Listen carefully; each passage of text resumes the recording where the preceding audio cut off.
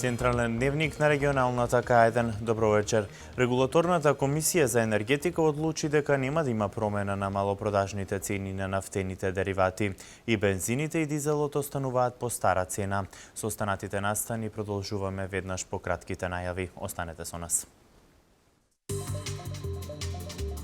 Пензионерите ја добија покачената пензија.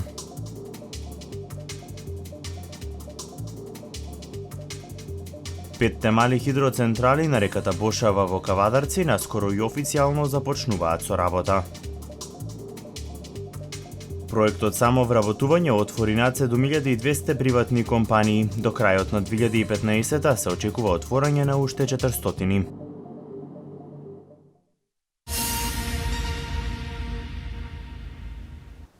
Со 621 денар повеќе пензионерите од банките ја вадеа септемвриската пензија.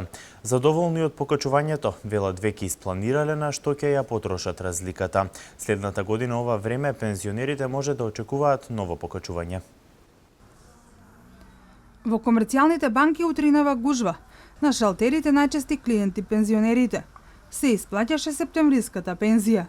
Таа во однос на минатиот месец е повисока за 621 денар. Пензионерите задоволни. Секое покачување е добре дојдено, велат. Разликата од минатата и оваа сега, пензионерите веќе испланирале на што ќе ја потрошат.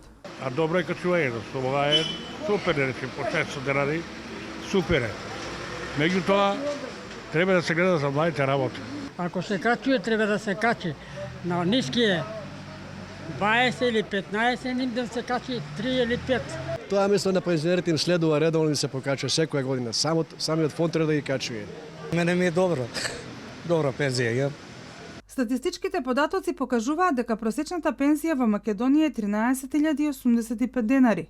Од 2006 година па до денес пензиите се зголемени за 70%. А токму покачувањето на пензиите беше едно од најчестите прашања кои граѓаните на средбите со владините представници го поставуваа. За покачување на пензиите за 5%, дали е тоа поравнување на заостанатите ниво на големина на пензиите или пак е над поравнувањето за 5% плюс ради животните трошоци? Не, ова е, значи, оно што се значи прилагодување согласно трошоците, тие редовно се случуваат. Ова е ново зголемување од 5, над поравнувањето, од оние, значи 5% што ги кажуваме, односно од постоечките пензии, со следнава пензија што ќе ја земете на 5 октомври, сите пензионери ќе имаат зголемување за 621 денар на својата пензија. Ново покачување на пензиите ќе се случи наредната година во ова време. Средствата веќе се планирани во предлог буџетот за 2016.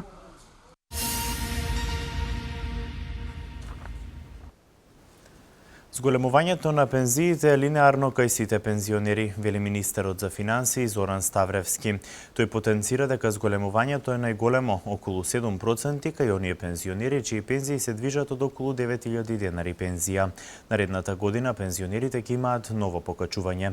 Во буџетот за 2016 година предвидено е ново зголемување за пензиите за 650 денари, кое пензионерите ќе го добијат во октомври.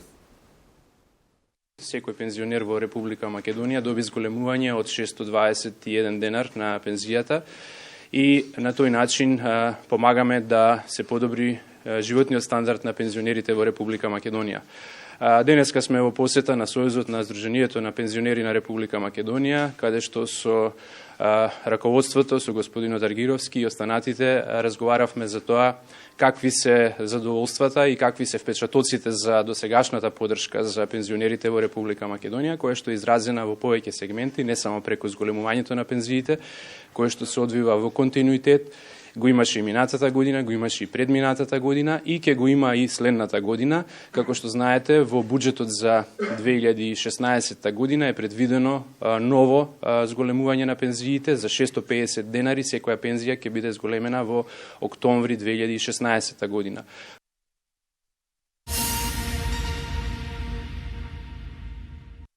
Проектот самовработување отвори над 7250 приватни компании. До крајот на 2015 се очекува отворање на уште 400, изјави министерот за труд и социјална политика Диме Спасов.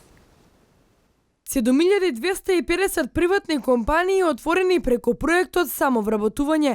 До крајот на годината се очекува да се отворат уште 400, дополнително 101 лице кои ќе започнат свој сопствен бизнис преку програмата добија сертификати за обука за предприемништво.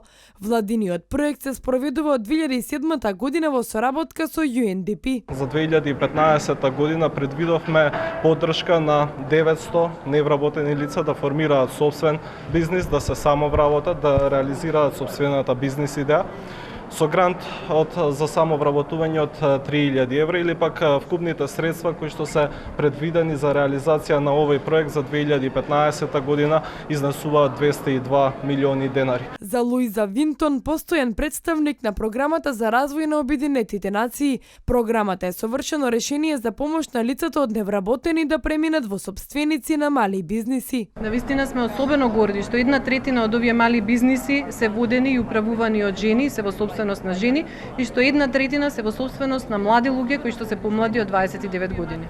Ова навистина покажува колку е еден успешен механизам и силен механизам малите бизниси, колку даваат можности за вработување на нови луѓе и секако особено за вработување на луѓе кои тешко доаѓаат до работа. Лицата со добиените сертификати за завршена обука би можеле да ги користат и мерките од проектот Македонија вработува. Со тоа тие ќе добиете и ослободување од плаќање на социјални придонеси за секое ново и дополнително вработување.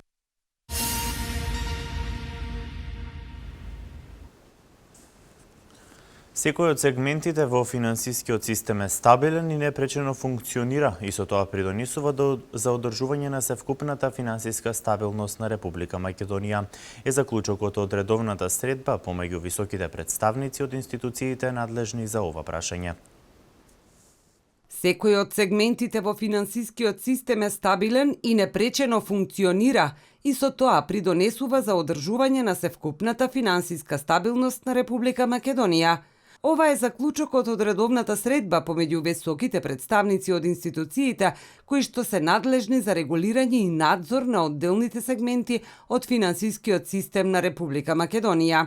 Во просториите на Народна банка средба одржаа Министерството за финансии, Агенцијата за супервизија на осигурувањето, Агенцијата за супервизија на капитално финансираното пензиско осигурување, Комисијата за хартии од вредност и Народна банка. На средбата се разговарало и за постигнатиот напредок во унапредувањето на регулативата и стандардите за работење на финансиските институции во согласност со меѓународните најдобри практики и директивите на Европската унија.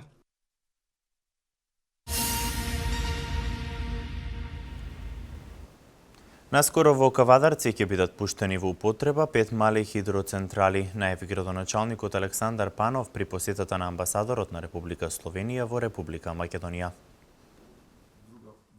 Амбасадорот на Република Словенија во Република Македонија Бранко Раковец оствари работна посета на општина Кавадарци. Него го придружува економскиот советник Мира Лесијак и конзулот Грегор Квененчич.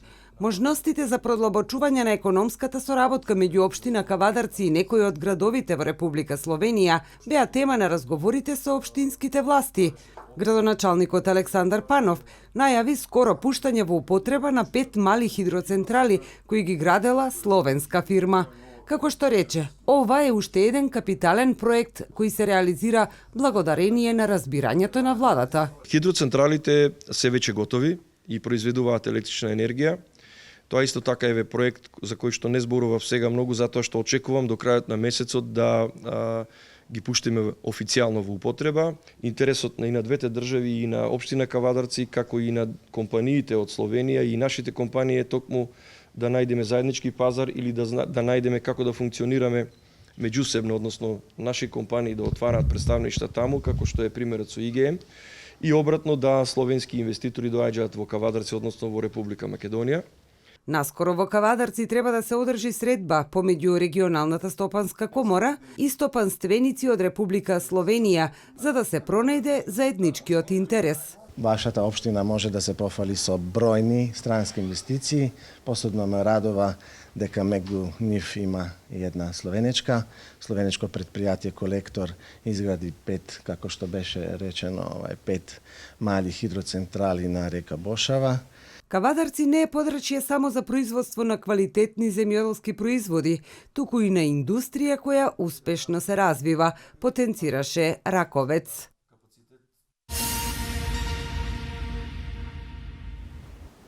Денес во просториите на општина Велес, градоначалникот Славчо Чадиев оствари средба со амбасадорката на Република Франција во Македонија Лоренс Оер. На средбата градоначалникот Чадиев ја запозна амбасадорката со реализираните и тековните активности во размената на ученици и заштитата на културното наследство. Соработката со Француската на социјална асоциација на градови со историја и уметност, како и започнатата соработка помеѓу Вардарскиот плански регион и регионот Алзас на планот на винопроизводството и винскиот туризам. Амбасадорката изрази задоволство од досегашната соработка со општина Велес и ги потенцираше можностите за проширување на активностите.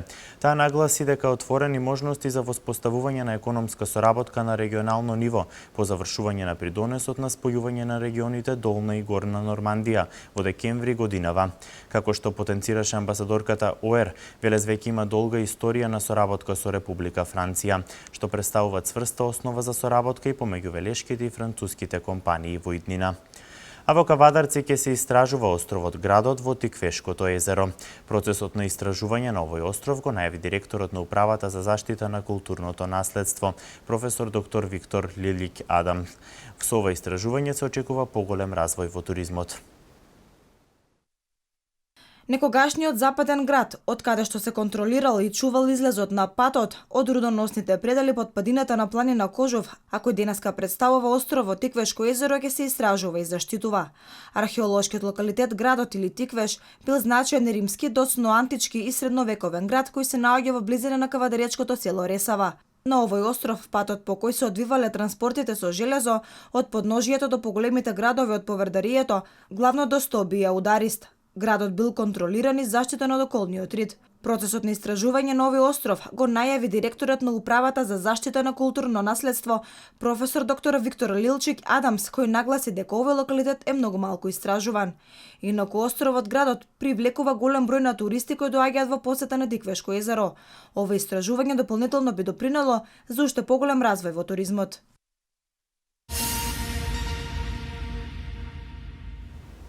Шестдецениската континуирана работа на ансамблот Керамичар, негување на македонскиот фолклор и традиција, во час и половина видеоматеријал деновиве излезе од продукција. DVD изданието 60 години фолклорен ансамбл Керамичар ќе биде промовирано утре. DVD издание со час и половина видеоматеријал од последниот концерт и низа спомени од генерациите фолклористи, членови на ансамблот Керамичар, деновиве излезе од продукција. Со ова DVD издание со наслов 60 години ансамбл Керамичар, велешкиот фолклорен ансамбл ја заокружи прославата по повод овој голем јубилеј. Во изминативе 6 децении нашиот ансамбл покажа дека е вистински културен амбасадор на Велес и Македонија, кој специфичниот македонски фолклор го доближи до луѓето од сите меридијани во над 22 земји од Европа и светот. Со голем ентузијазам, фолклорните групи на ансамблот Керамичар градеа вистински културен бренд во срцето на Македонија, кој верувам и денес сите нас не исполнува со гордост и почит кон богатото културно наследство.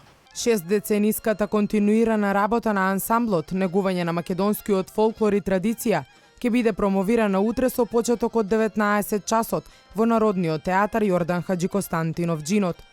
Промотор на DVD изданието ќе биде магистер диригент на фолклорни ансамбли Бошко Тренески, професор, диригент и поранешен директор на ансамбл Танец. Во нашиот нов видеозапис ќе можете да уживате во играта на фолклорните групи и во ритмот и звукот на оркестарот на ансамбл Керамич.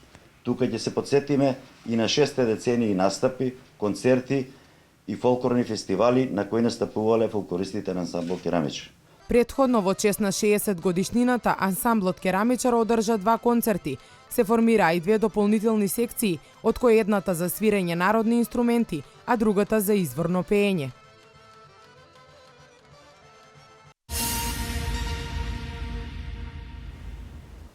Општина Велес на пролет ќе започне проект за реконструкција на подрачното училиште Јордан Хаџи Константинов Џинот во Башино село.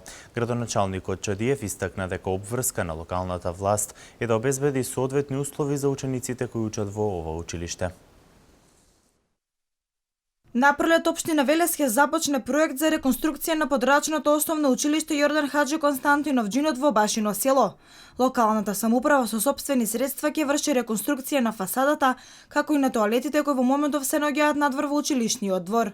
Значи ние лично ќе го реновираме, ќе го средиме тој објект со се она што треба за да учениците од Башино село, населено место кое што континуирано расте и веќе во склоп, да кажеме скоро во склоп на Велес, бидејќи носиме од другата страна нов детален урбанистички план за сиот тој реон, така да ќе го урбанизираме сиот простор. Покрај подрачното училиште Јордан Хаџи Константинов Џинот и основното училиште во село Клуковец ќе биде реконструирано. Впрочем, таму со средства од локалната самоуправа, стариот кров е заменет со нов. Таму го сменивме веќе кровот, сега ни останува да ги сменивме и прозорите, термопрозори ставивме, а ни останува само да го средиме со гипс картон таванот на училиштето и комплетното училиште да се види она како што треба во тоа населено место.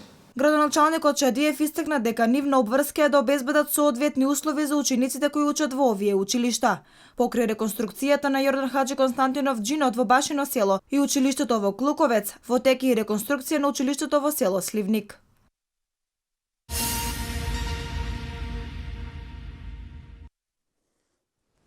Од стартот на телефонската линија Ало доктор е до сега над 55.000 лица се јавиле за медицински совет. Едно лице загинато, а 9 повредени во сообраќај на несреќа на патот Врање-Прешево. Вестите од Македонија во продолжение. Од стартот на телефонската линија Ало доктор е до сега 55.313 лица се јавиле да побараат медицински совет.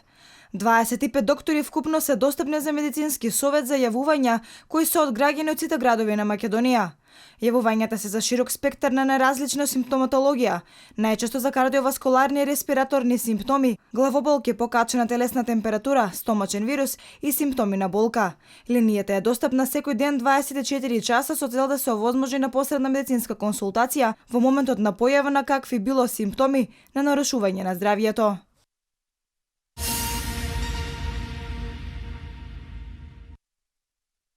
Едно загиното, а 9 лица се повредени синоќа на патот Врање-Прешево, околу 22:30 часот во судир на камион и автобус кој пренесувал мигранти. Несреќата се случила кога камион со македонски регистарски таблички, управуван од македонски државјанин, се судрил со автобус од Лесковац, кој мигрантите ги пренесувал од Прешево кон Врање и Белград.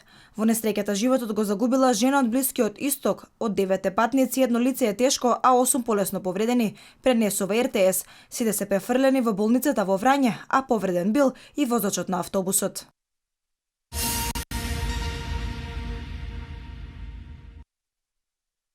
Диаспората е значаен засебен фактор во македонското општество и тој не смее да биде маргинализиран или припоен по било која основа, стои во соопштението од Обединетата македонска диаспора.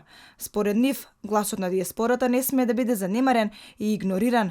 Диаспората има значаен придонес за меѓународниот углед и економскиот развој на државата. Свеста, припадноста кон нацијата и патриотизмот во ништо не се помали од македонците кои живеат во матичната држава, велат од ОМД. Тие потенцираат дека демократскиот глас е бесцена во валута и не може да се измери аритметички. Наместо да се одредуваат математички квоти за кредибилитетот на изборниот глас, политичките партии треба да работат на елиминирање на објективните пречки кои го оневозможуваат граѓанинот каде и да е да го даде својот глас за својата иднина и иднината на републиката.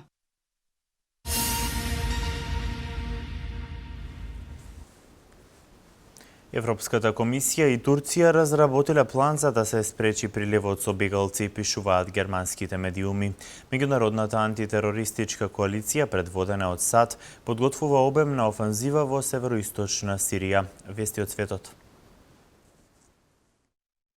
Приливот на бегалци во Европа разработиле Европската комисија и Турција, пишуваат германските медиуми, повикувајќи се на извори во комисијата и во германската влада. Весникот Frankfurter Allgemeine Sonntag Zeitung пишува дека Турција според тој план ќе мора подобро да ја штити својата граница со Грција, додека турски и грчки служби заедно ќе патролираат во источниот дел на Егејското море. Фронтекс ќе ја координира акцијата и ќе ги враќа бегалците. Предвидено е во Турција да бидат изградени 6 нови бегалски кампови, делумно финансирани од Европската Унија, кои ќе мораат да примат 2 до 3 милиони луѓе. Членките на Европската Унија се обврзуваат да примат дел од бегалците за да се преместат во Европа до половина милион луѓе, а при тоа да не мораат да им плаќаат на шверцерите или да се изложуваат на опасен пат по Средоземното море, предвидува планот. Истиот е договорен минатата недела, за кој председателот на Европската комисија, Жан-Клод Јункер, се советувал со германската канцеларка Ангела Меркел и со францускиот председател Франсуа Оланд.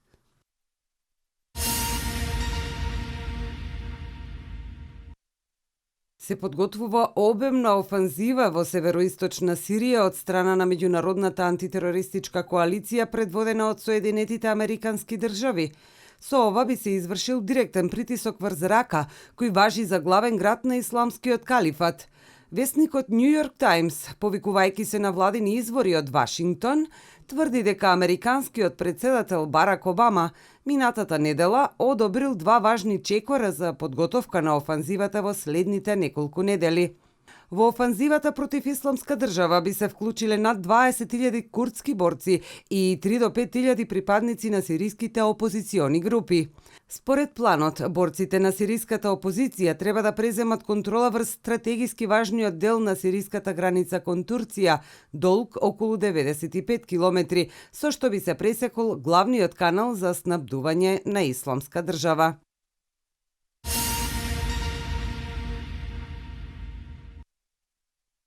Триумфалната капија во древниот сириски град Палмира, еден од најзначајните споменици, ја разнеле припадниците на Исламска држава. Во тој град джихадистите претходно уништија и едно светилиште и храм стар 2000 години.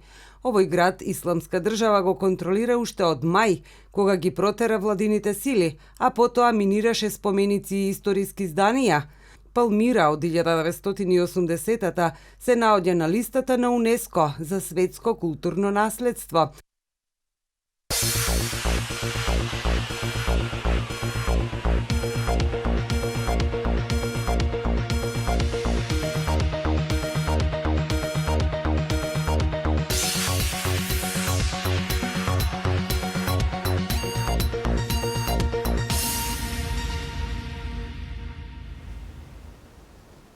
Кавадаречките каратисти освоија 2 медала на Хрватска Опен. Резултати од првата фудбалска лига МЗТ Скопје со прва победа во АБА лигата. Домашен спорт.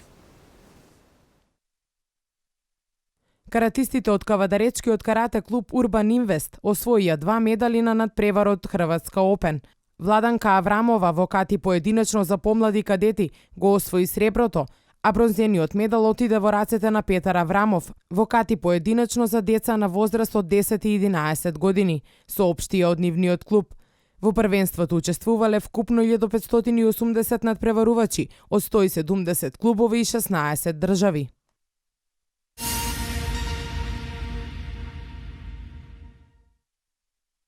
Нови победи за тимовите на Шкендија и Вардар во првата македонска фудбалска лига. Првенствен триумф оствари и Работнички кој се врати на победничките патеки. 78-миот роден ден, романтичарите го прославија со победа над Металург со конечни 2-0. Шкендија на Чаир против Шкупи славеше со 0-2, а Вардар со 3 погодоци го совлада Силекс во Кратово, чии фудбалери не дадоа ниту еден гол. Хасани и Ибраими ги постигнаа головите за победа на Шкендија во 63-та и 74-та минута. Вардарци славеа со голот на Мијушковик во 30-та и на Хамбар Џујман во 66-та минута. Во завршницата меѓу стрелците се запише и Јасани. Кај Работнички водството го постигна Цикарскиот пенал во 45-та минута, а по 3 минути истото се зголеми на 2-0 со погодокот на Илиовски, кој подоцна промаши пенал. Ренова и Брегалница ремизираа постигнувајќи по 1 гол, а Хоризонт Турново на домашен терен го совлада Младост Царев двор со 1-0.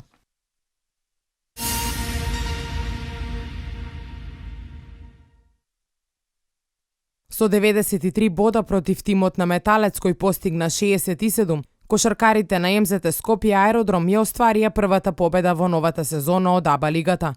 Македонскиот кошаркарски шампион на надпреварот кој се играше во салата Јане Сандански убедливо победи постигнувајќи решавачка предност уште во втората четвртина, која ја доби со резултат 21-14, а на полувреме замина со 13 поени позитива. Во третиот период играта беше израмнета, додека во четвртиот МЗТ Скопје повторно направи двоцифрена разлика. Наефикасен играч на надпреварот беше Ѓорѓе Дреноваc со 17 поени. Македонскиот шампион утре од 21 часот го игра надпреварот од третото коло со екипата на Партизан во Белград.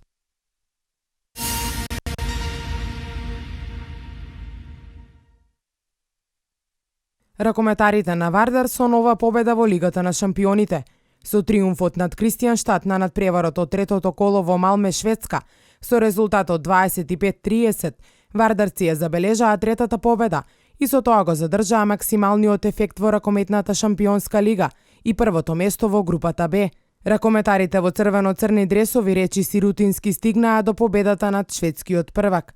Наметнувајќи високо темпо уште на стартот на мечот, Вардар водеше во поголемиот дел од првото полувреме и на одмор замина со позитива од 2 гола. Во вториот дел од надпреварот, домакините се доближија до гол негатива, но кон крајот на надпреварот вардарци одржуваа предност од 4 до 6 голови. Во наредното коло, Вардар ќе игра против тимот на Рајан Некар.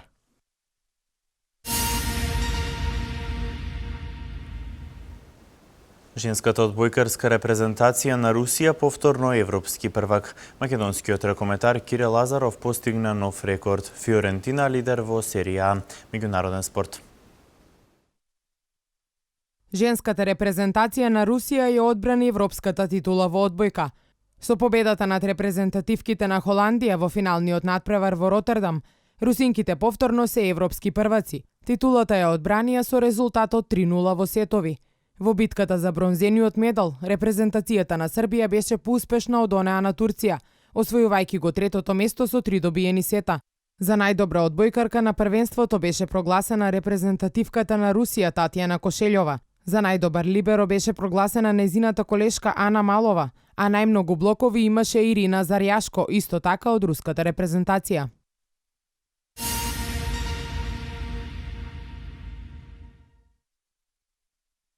Нов рекорд запиша најславниот македонски ракометар Кире Лазаров. Во својата фантастична книга на рекорди ја додаде титулата прв ракометар што ја надминал магичната граница од 1000 постигнати погодоци во Лигата на шампионите. 1000-тиот гол Лазаров го постигна во самата завршница од мечот Пик Седат Барселона и со него широко ги отвори вратите за нова победа на својот тим, како што тоа го прави со години наназад.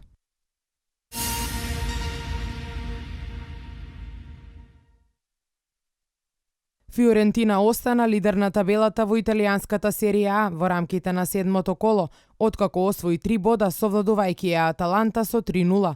За разлика од неа, Милан убедливо беше поразен пред своите навивачи од фудбалерите на Наполи, кои постигнаа 4 гола, додека Милан не даде ниту еден.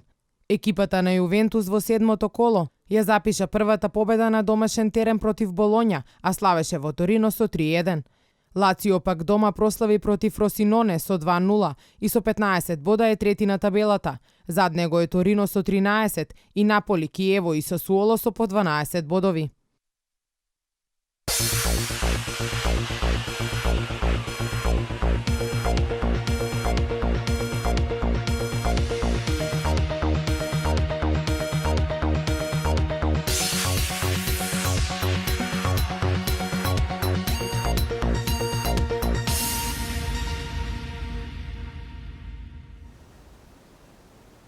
Денеска времето е променливо облачно со повремени врнежи од дожд. Еве какво време не очекува утре.